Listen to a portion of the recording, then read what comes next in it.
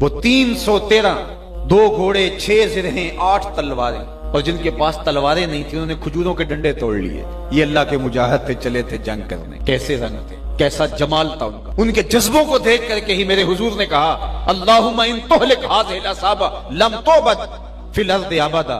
مالک اس دھرتی پر تیرے نام لینے والے یہی لوگ ہیں، اگر یہ نہ رہے قیامت تک تجھے بھی رب کوئی نہیں کہے. تو انہوں نے اپنا آپ پیش کیا نا.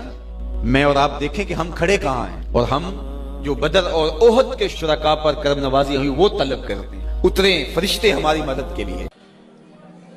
جب حضور نے اعلان نبوت کیا، آپ جانتے ہیں کہ پورے قریش اور کفار حضور اور حضور کے غلاموں پہ ٹوٹ پڑے.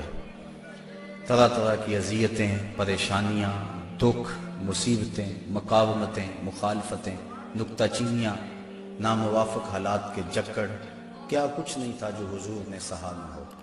راہوں میں کانٹے بھی بچھائے گئے، گڑھے بھی کھودے گئے، کوڑے بھی پھینکے گئے، اور طرح طرح کی اذیتیں دی گئیں، آوازیں کسے گئے.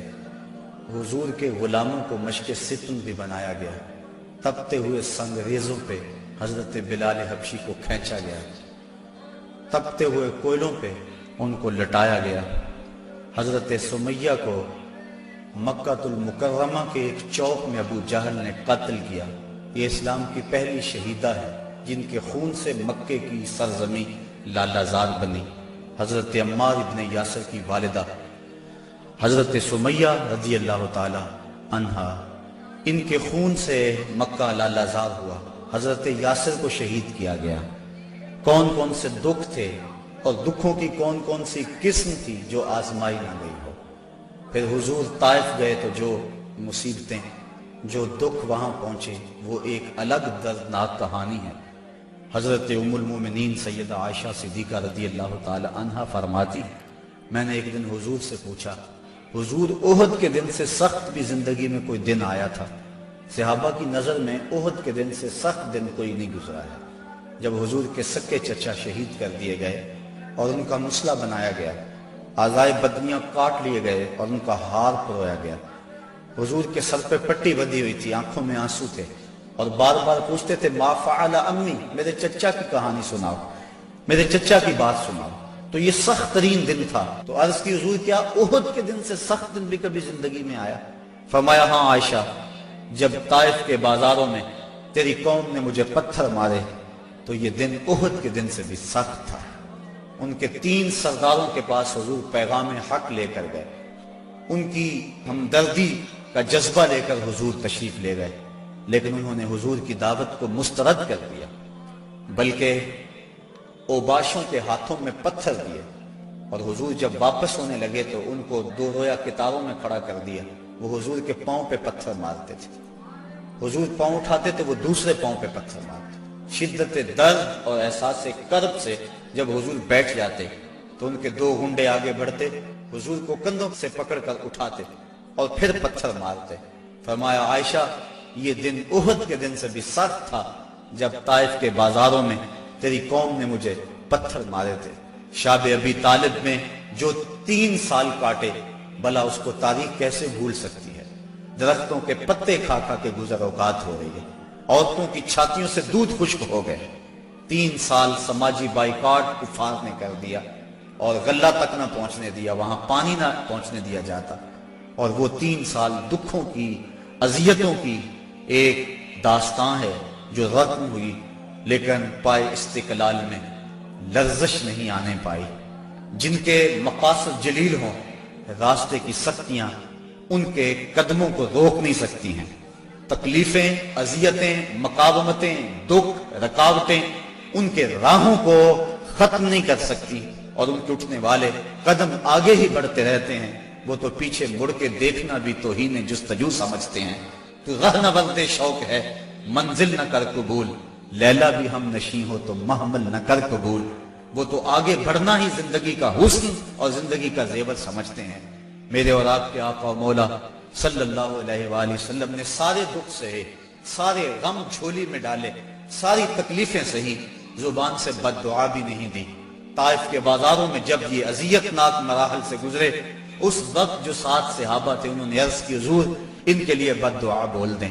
فرمایا میں رحمت بن کے آیا ہوں, میں زحمت بن کر نہیں آیا. لیکن ان کا پہم جب اسرار ہوا تو حضور نے ہاتھ اٹھا دیے.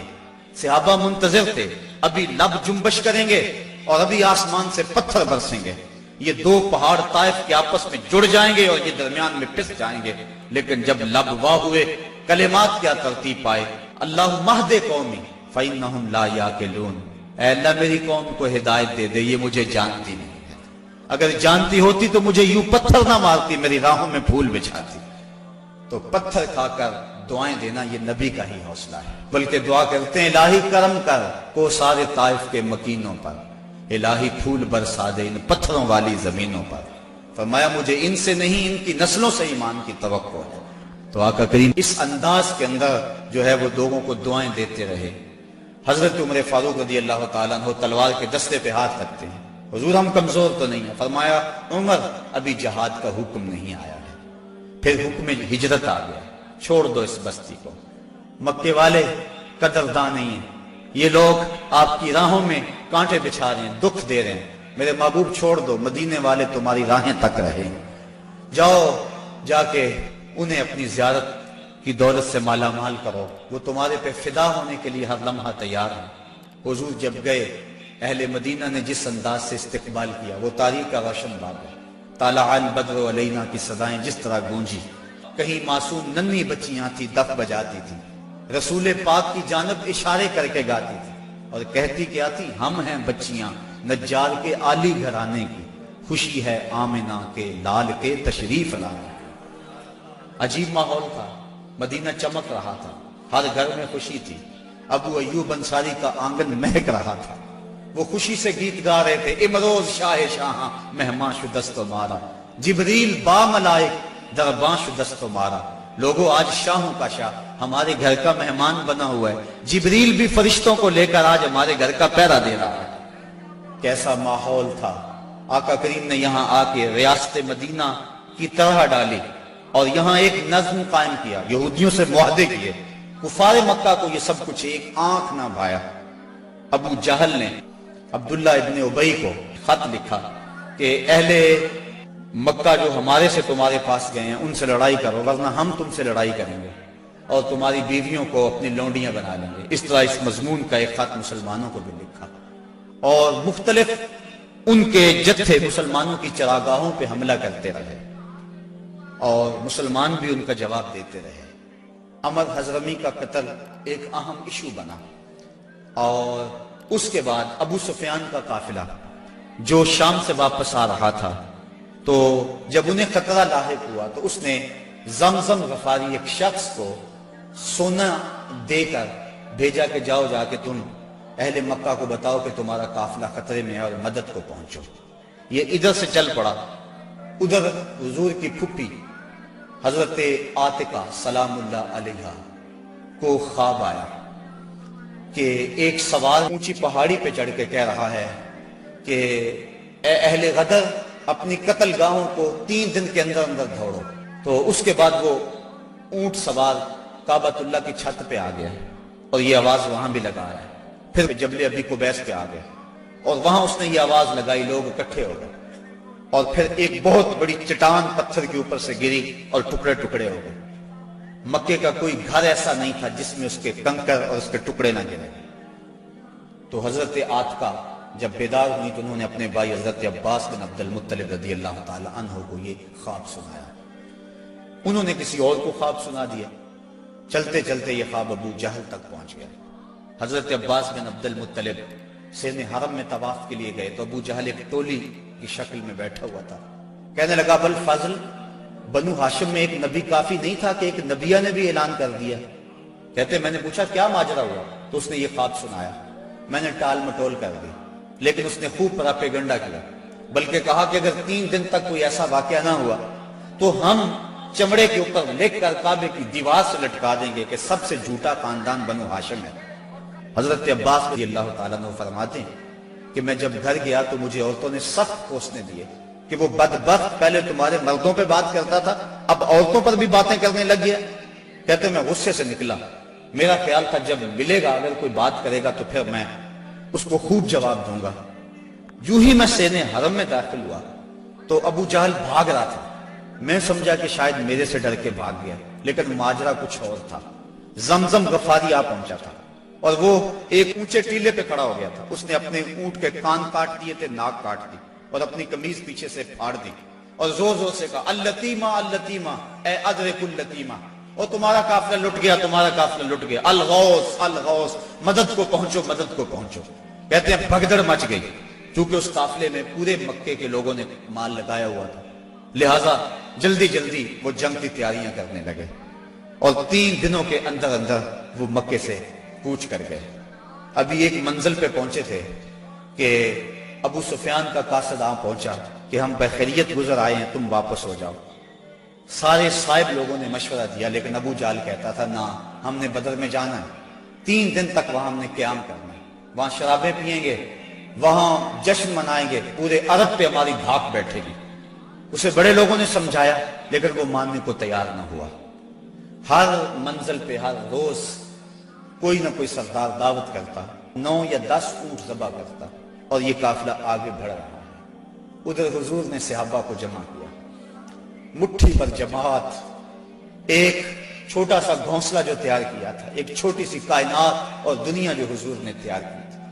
حضور نے فرمایا صحابہ مجھے مشورہ دو، اشیروا علی ایھا الناس، لوگوں مجھے بتاؤ کیا کیا جائے۔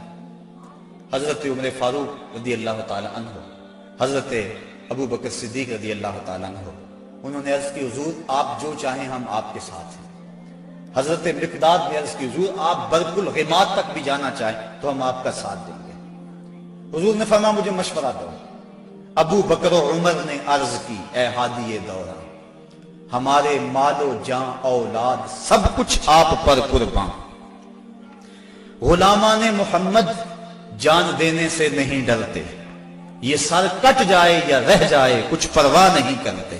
اٹھے مقداد، عرض کی اے سرور عالم، نہیں ہیں قوم موسیٰ کی طرح کہہ دینے والے ہم، ہمارا فخر یہ ہے ہم غلامان محمد ہیں، ہمیں باطل سے کیا ڈر، زیر دامان محمد۔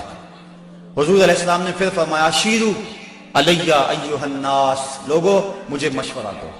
حضرت عمر فاروق پھر اٹھے تو حضور نے پھر کہا شیرو علی ایھا الناس، لوگوں مجھے مشورہ دو۔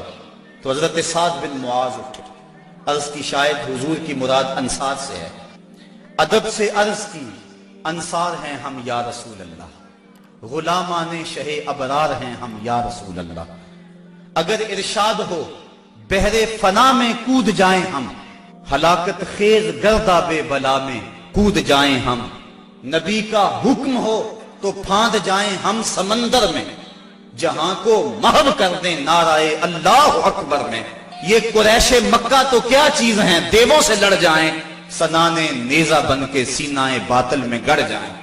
حضور آپ کا حکم تو ہو۔ آقا کریم علیہ السلام خوش ہو گئے، فرمایا چلو بدر کی طرف پیش قدمی ہوئی۔